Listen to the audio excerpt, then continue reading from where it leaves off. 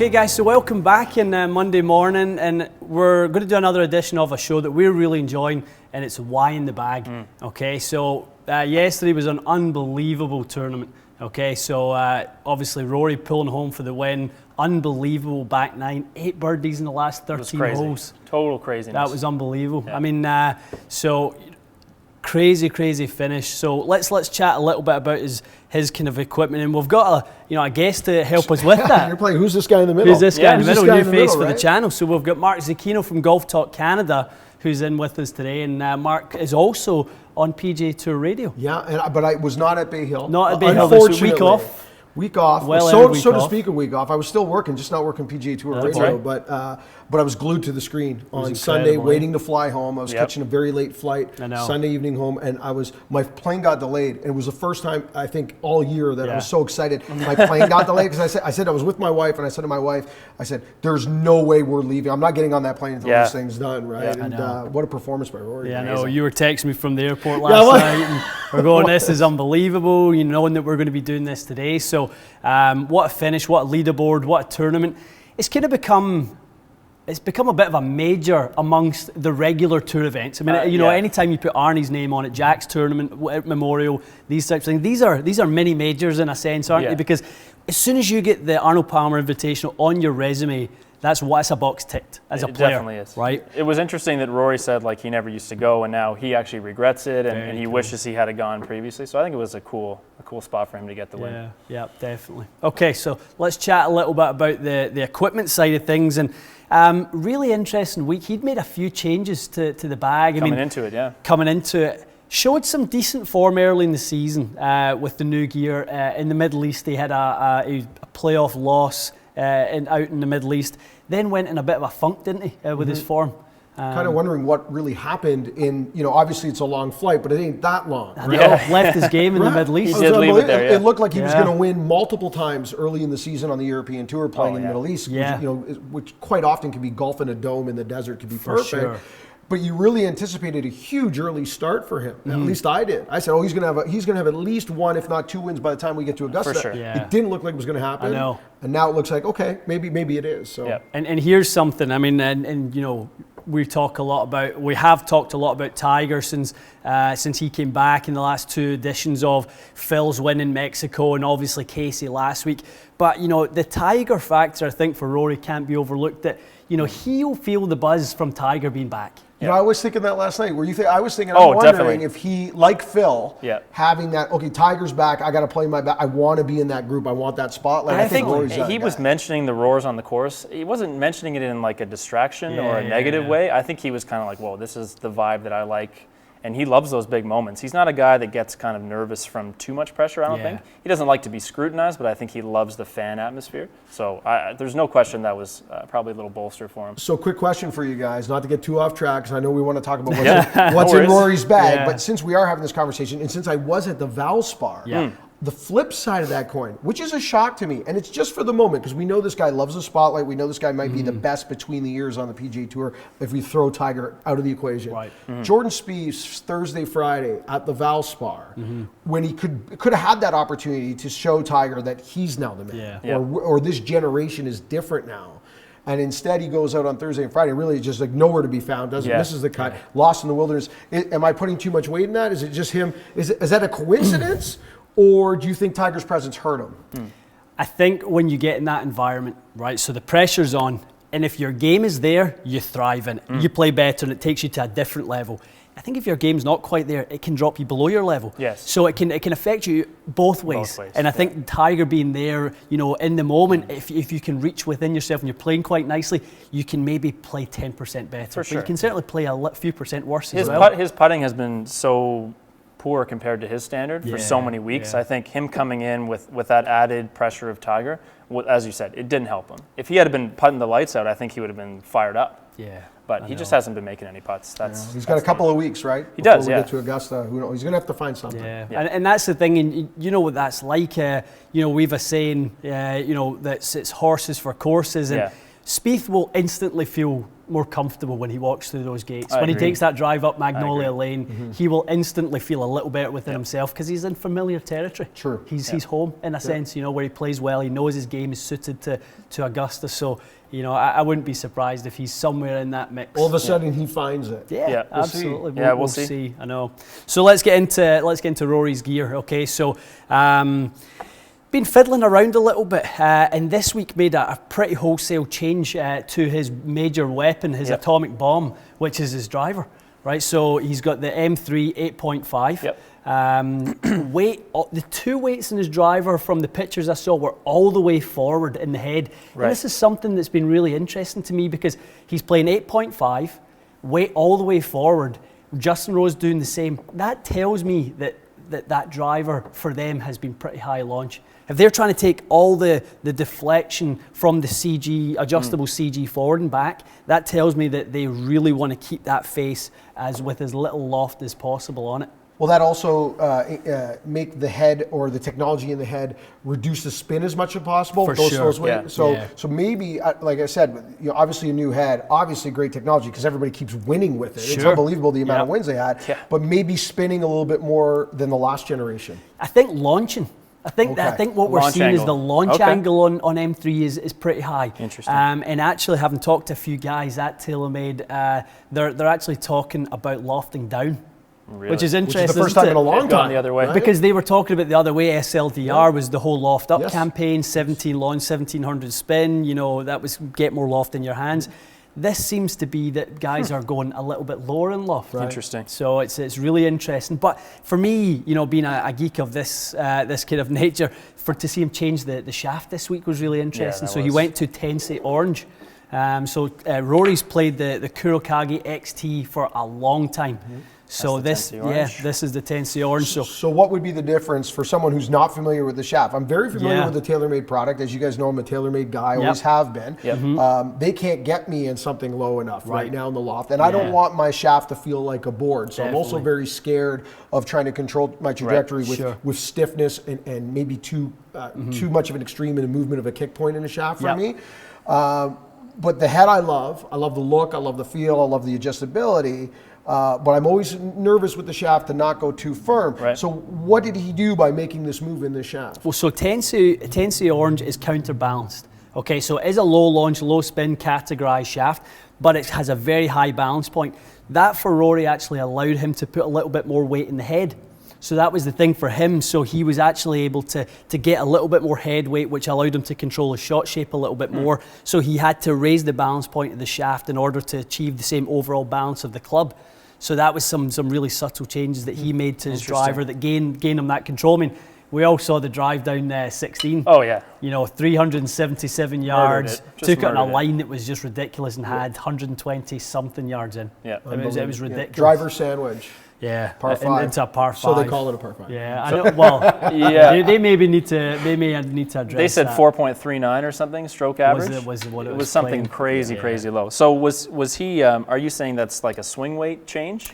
So basically, by adding the weight to the head, if he played his normal Kurokage XT 70 TX, the swing weight would have been much higher. So they've had to offset that with a Tensei Orange. Is that lighter or heavier? Sorry, heavier. It would have been too heavy. So by moving that head and more weight into the head, that obviously increases swing weight. So they've had to address that with a higher balance point shaft. And what kind of shot would he struggle with if the swing weight was too high? I mean, it could be he could just be struggling to hit the shot shape he wants. Inconsistency. Yeah. When he stands up there and sees, I mean, we know Rory for the most part is our drawer of the ball. Slight draws, He'll hit his kind of draw off the tee. So if he's not able to shape it that way, he's going to have to change something to get that feel back where the driver can, in his hands can perform as he wants it to. Because he was hitting, to me, he usually, when he's playing well, is the best driver, but some of with the Pro Tracer, on 9, the shot he hit, just like that kind of 10-yard drop, like some of those shots are really nice. It's interesting because just to bring it back to mortals terms, as opposed to, some of these guys, is that I always, and you and I have this conversation, I always feel better when I feel like I know where the head is. Right. And if you lose that head, if you lose that sensation of knowing where the head is,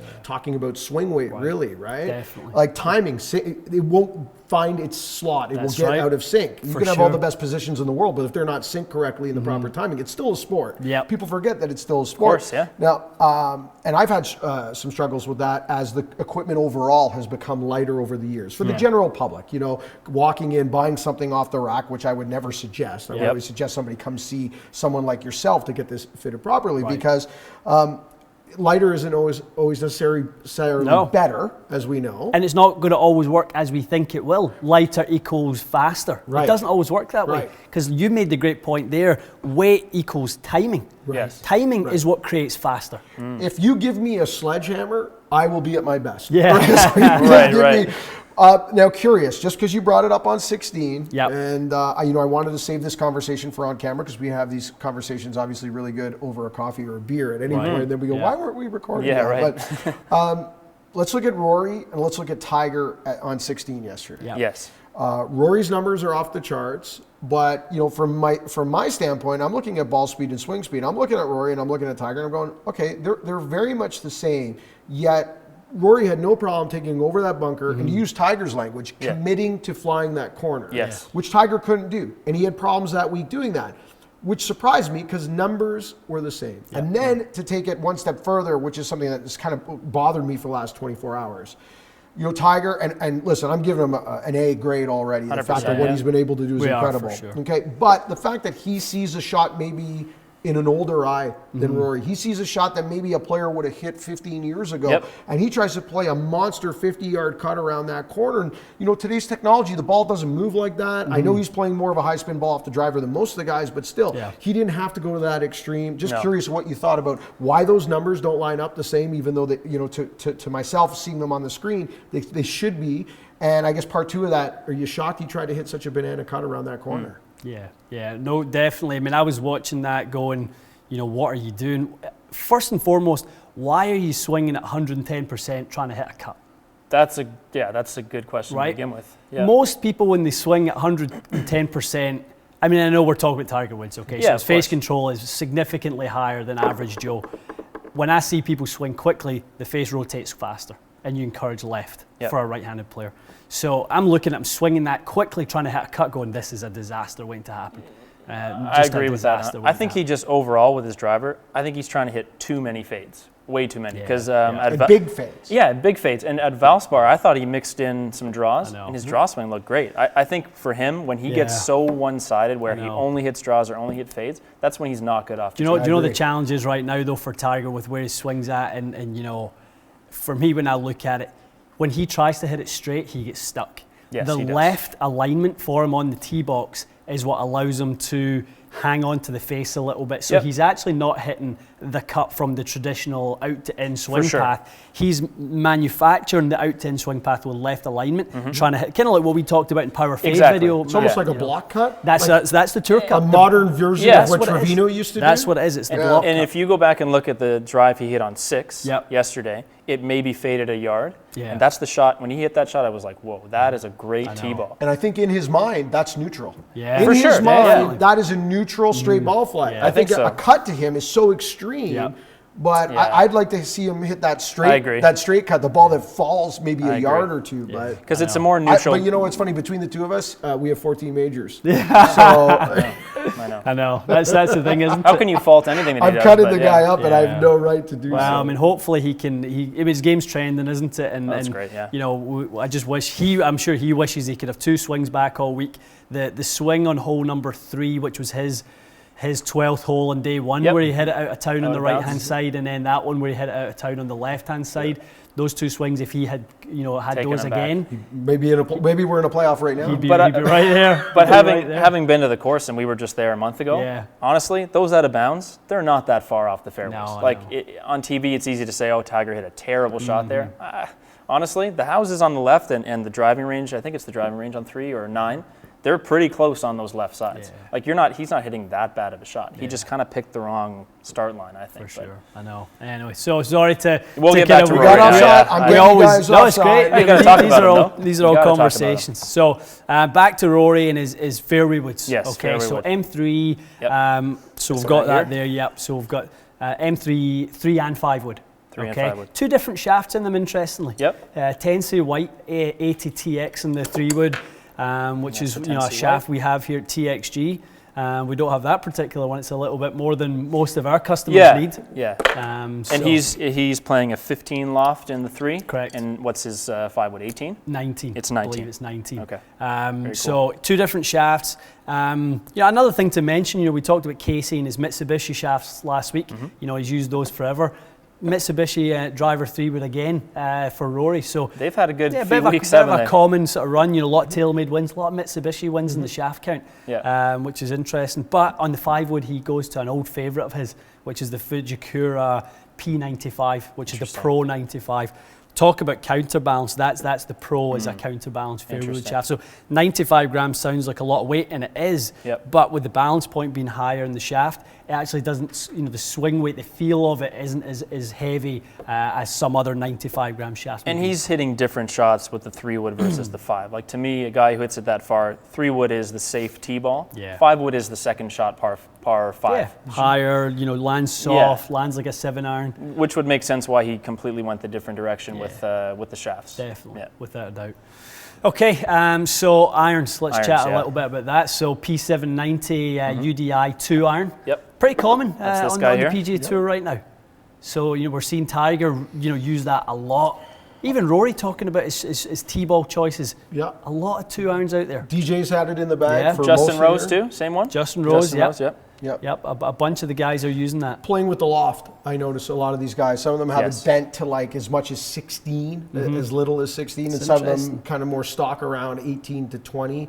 But they seem to love it and using it off the tee, using it as an approach shot.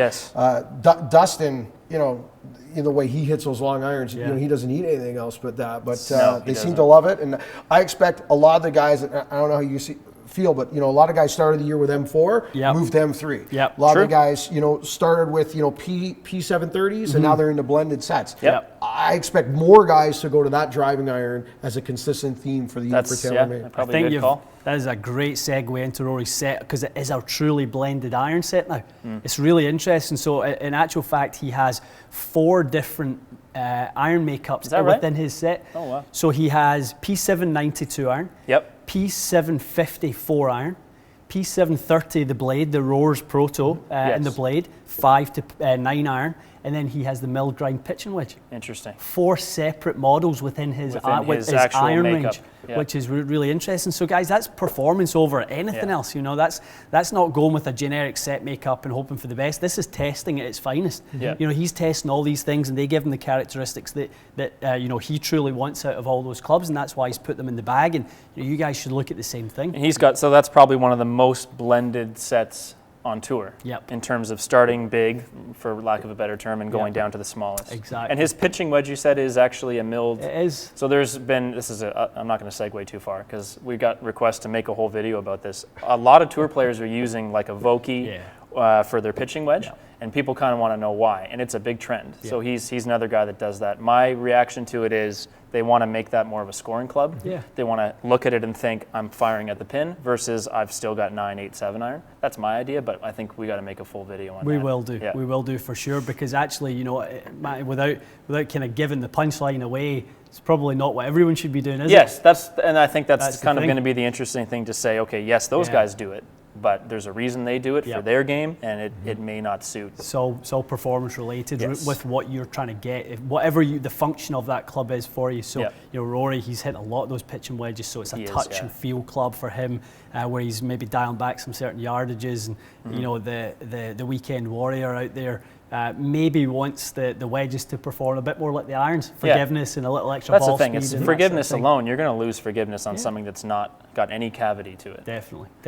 Shaft-wise in the irons, what's he doing? He's using a Project X 7.0. Okay, so as stiff as they get, 130 grams, really, really stout. Have you ever played that one? No, a little too bold much for me. It's stout. That's like swinging a telephone. I know. That's it. I mean, you even look at someone like Jordan Spieth, and Spieth goes in and out of different Project X, but I know he plays at times 6.0s hard stepped. That's what so Jordan he does. drops down to 120 grams 6.0. So, Rory's really playing the kind of stiffest version of the Project X shaft, a really, really stiff shaft. But the interesting thing is he does a really smart thing with his wedges, and he actually steps it down to the 6.5 in his wedges.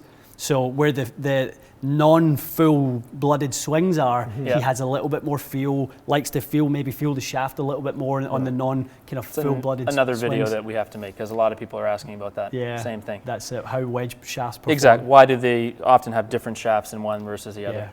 And that's an old school. That goes back 30, 40 years. Guys, in the 70s playing softer shafts in their wedges than they played in their full irons. Right? So basically, what they used to do.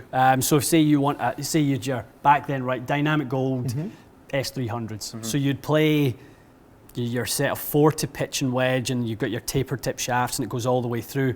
Then in your sand and lob wedge, you might take the 8-iron shaft, which has a longer taper tip section, longer tip sections, so it plays a little bit softer, and put that in the wedges.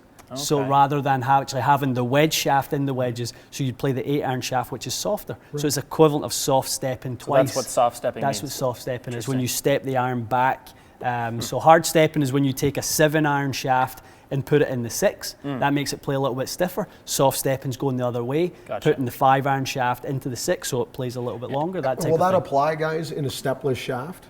Yeah, absolutely, Right. Yep, stepless is just a process. It's just a visual thing, even though the steps are actually still internally in You're talking about the parallel section where the tip is. From the bottom step on a stepped shaft to where the tip is whether, and you see the longest step to tip section is in the longest iron. Okay. Then they get shorter as they go in, and that's what increases the stiffness of that shaft. Very cool. Okay.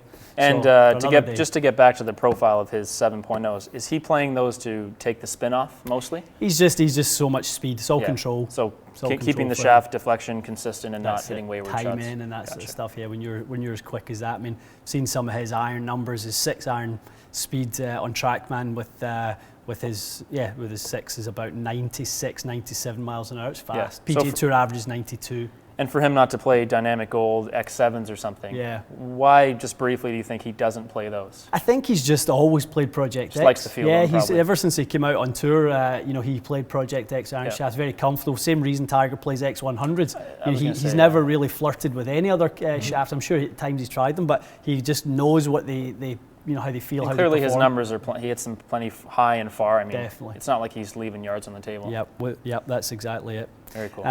Okay, so mill grind taking Rory into the 58 was what was reported. I'd love to know the actual true loft is 58. Must be bent strong. I would imagine it's bent strong because he's got the high toe, the new TaylorMade high toe. I was going to ask you, does he have that in the back? He does. I didn't see it yesterday. I know DJ was the first to put it in the back. That's right. So. Yeah, no, he had the high toe in there. I mean, I've seen on the TaylorMade Tour Truck Instagram, they've been making some prototypes over the last few weeks trying to get him comfortable with it, because I'd imagine at Augusta he's really going to want to lean on that round those greens he's going to want those finesse shots. When you've got such small margins to play with on those undulating fast greens, he's going to really utilise that wedge. The best thing about that wedge too is, and this is something I saw DJ use this in the wind at Kapalua all week, is when you keep that face square, when you play it from a neutral position.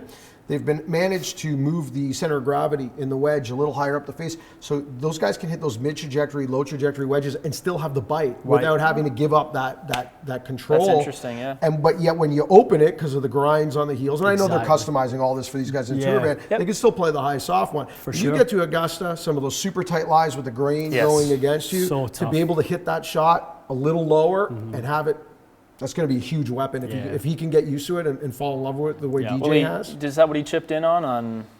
That's 15, 17? That was started his birdie run, didn't it? Yeah. That was on... He made birdie, then he chipped in, then he made birdie. That was on 14 or 15? The par 3, for sure, right? I think it was. Par 3 is 14. Yeah, 14. I didn't see what I saw a wedge. Obviously, I couldn't tell which. It'd be interesting if it was a 60 because it really checked nice and just dribbled in the hole. And you know what? I loved watching that as a Scotsman. I'm going, that's what a pitch shot should run like. Low one. When I see guys hitting pitches that go in there and scream to a halt, I go, it's fine, but you're never going to hole a pitch shot. And these guys are trying to hold pitch shots. Right. So if you can hit a pitch shot, guys, that runs at the hole like a putt. That's what that looked like to me. It looked like he'd hit a putt, and the speed it ran into the hole. So it went on had a little check, but then rolled out at such a perfect speed. That's how you want to hit a pitch shot. And higher margin for error in that. Check and trickle, right? Check and trickle. Yeah, I like Just let it trickle forward, right? Definitely. Yeah. No, with it, that's great. Really good. So wedges, he's got the same setup, 6.5 Project X and those, and then he made a putter change. Yeah, that's the one we have to talk about. The putter. The change. The biggest change. Well, that's clearly. it. Without, that's it. No question. That was the thing. The game changer. He led the field in strokes gained putting. Yeah. Rory McIlroy wins the tournament every time if he leads the field in putting. Pretty much, right? That's it. Yeah. It's really interesting. So he put in a custom putter. It was a TP Black Soto putter with a custom slant neck. So the standard, if you go on the TaylorMade website today, you'll see the plumber's neck on the Soto. That's not the one that Rory used. Yeah, he used the little slant neck. So he's obviously been working with the guys at TaylorMade trying to get that dialed in, because that's the one part of the game where he's been struggling a bit, hasn't it? Yeah. I heard the phone call. I guess everybody knows now it's not a secret. The phone call to Brad Faxon. Yes. And they, a little conversation, and convinced him to go a little longer in the Yes. putter. Yeah. I don't know if it's an inch and a half. Right. Excuse me, but it's longer to get him a little taller. Yeah.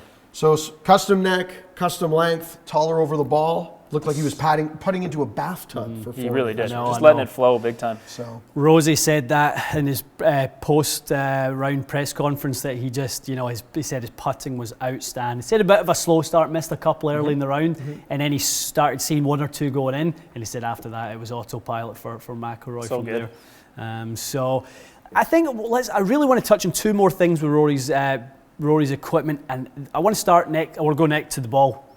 That was the big thing that led Rory McIlroy to TaylorMade. If you kind of look into what actually, when he changed from, he was playing a lot of Callaway product this time last year, going into the Masters, he tested some epic drivers in the ball in Dubai, 2017, and he chose to play Callaway. But now, he said he went to Augusta, the ball moved too much in the wind for him, and he said he couldn't play that ball anymore. And he tested the TaylorMade TP5X, said in the wind it was the best ball he's ever played. Wow. Yeah. I have no question he is 1,000% right on this. Yeah. And you can experience it. You don't have to be Rory McIlroy to experience this, because I personally don't notice much difference anymore between the brands and how far I hit them off the tee. I don't. They're all very similar, aren't they're they? all very similar. And designed to be that way. Right. They all make a good product, they're all designed right? to launch high, spin low, be fast. Go forever. That's it. And I think they all do a wonderful job. And when the TP5X first came out, I brought a dozen to St. Kitts and played at Royal St. Kitts. Wind was howling. Flags were leaning like this. I'm a lefty, as you guys know. You may not know. And my miss is always right. And when I'm swinging poorly, I'll hit the hard hook. And that gets away from you early. And coming down those holes along the ocean in St. Kitts with that left to right wind off the ocean, I was scared to death of losing right away. The ball barely moved. I was swinging well, but the ball barely moved. I'm like, that's what Rory saw to go, I can just hit it straight in 320 all day now, and I don't have to play the shot Tiger tried to play at 16. So true. So there's a guy, and I would really recommend all of you on your Instagram, on your Twitter, whatever social media platforms you use, find a guy called Scott Fawcett. Scott Fawcett is a really, really one of the smarter guys in the game of golf, and I was kind of just flicking through last night, hearing all the different comments, and Scott talked a little bit about how Tiger on 16, going back to that, he self-sabotages because he tries to play too many shots. So we're talking about Rory just wanting to play one shot, bomb it, high straight, that's what it does. Yeah. He says Tiger's philosophy of hitting the ball through the 9 boxes that he sees. Yep. So, all the trajectories from straight to curves and low, high, low, all the rest of it. He says that is what sabotages Tiger Woods' game. I agree with that off the tee. Yeah. Probably not with the irons, because I think that's how he gets it closer when he plays shots. But off the tee, I agree totally. He's got to simplify it. But that, to me, that's just him modernizing and getting accustomed and acclimated with a modern game. Yes. We forget how long he's been out there. It's been a while since he's been a consistent guy. True. He's already using a longer driver, which he's never used before. Maybe he was a 43.5-inch guy when he first came out. So he's moving. Someone who needs to get in his noodle now. And first of all, I love the fact, guys, that he's doing this on his own, answers in the dirt. Yeah. But someone needs to get in his noodle and say, you don't need to move it that much off the tee anymore. You don't have to be Bubba. Yeah. Let Bubba do that. we could do what 3 days on the mind of Bubba Watson and how his equipment works with it. So we still wouldn't get to it. But Tiger Woods, just stock, let it fall right, let it fall left if you have to, but straighter shots. I think if he goes to that, look out. Because that's the final piece for me. I know. T-ball, and confidence. Definitely. And confidence. So that TP5 ball in Rory's testing. So they were down at the Bears Club in Florida doing the test, and Keith Sabarbro and the team went down there and they tested with a bunch of different shots. They actually found that with his irons, there was a 20-yard window between the 20-yard range between the longest iron shot and the shortest iron shot with his old ball, the ball he was playing at that time. Yep. And that gap went from the shortest, longest down to 8 yards with the TaylorMade ball. Huh. So his gap was 20 yards. Okay, so say he'd be hitting at 180 with the best 7-iron, 160 with the worst. That went then to 180 and 172. So we're talking about best strike to miss hit. Correct. Very cool. So that was the range so he found, so that how little the TaylorMade ball was affected in the wind, which is huge. That's massive. For these guys when they're talking the precision that they are and landing it on certain parts of the green to, we talk about always on tour, it's pockets of the green you hit onto, it's not the full green. They're trying to access these little shelves to get the right feed in. Especially when sometimes they'll hit the green at Bay Hill and it went off the green. Like you think it looks like a decent shot and you're chipping from 20 yards when now. we know that's the name of the game at Augusta. Actually happened on the chip shot you were referring to with Rory. Yes, it did. It looked like it was 20 feet at one point, Yep. and then found the side bank and off it went. Totally true. Yep. And a little side note, which was an interesting one to note, I got a text from a really great friend of mine back home last night going, did you see Rory's changed his grips? Oh, okay. So he's changed that. Rory McIlroy's been a Golf Pride multi-compound guy forever, for the longest time, and he's actually changed his grips to Tour Velvets. Standard Tour Velvet. Just standard Tour Velvet grips. So I thought that was a really interesting pickup by Joe, and it was great to see. So again, they're always tweaking, they're always trying to get better. Little incremental changes. Who knows where that may be? So when Joe texts me that, I go, okay, why has he maybe changed his grips? A little bit of a feel thing. I'm looking at it start of the season going, Rory McIlroy always talks about how when he starts the season, his hands, he hits so many balls, he gets a lot of blisters. Oh, right? maybe that. So that really rough textured grip, it's like it's like an all-weather tire versus a slick tire. There's a lot more traction going on there. This is one actually right here. That's a multi-compound. So this is a multi-compound here. This was the exact grip that Rory used. So cord in the top, but quite a textured grip. Yes. And the Golf Pride. The Golf Pride Tour Velvet is obviously, by its name, is a very soft velvet feel. Like this one, yeah, very much like that one. So, that's maybe allowing him to put in the hard yards that he felt like he needed to without, getting the blisters that are going to stop him from, practice as much as he And they would wants. change those as often as he wants and clean them so that I don't think it would ever be a slipping issue for him because they'd be so fresh if he wanted them. So be curious. Maybe we'll do some more digging on that one and see what it is. So great to see Rory back, guys. Yep. Great to see him. It's another big name in the hat for Augusta. It's been great, yeah. Last night he was installed as the new favourite for the Masters ahead of Tiger. I have to agree with that one, yeah. I never agreed with Tiger as a favourite to begin with. None of us do. None of us do. That's New England Patriots money, right? That's where the popular money goes. Yeah. That's it. I think Rory, this is great. And Rory, it's been too long. He said it. And just a little side note, last time he won, the day Mr. Palmer passed away. That's true, yeah. And then he comes back with his next win of the Open.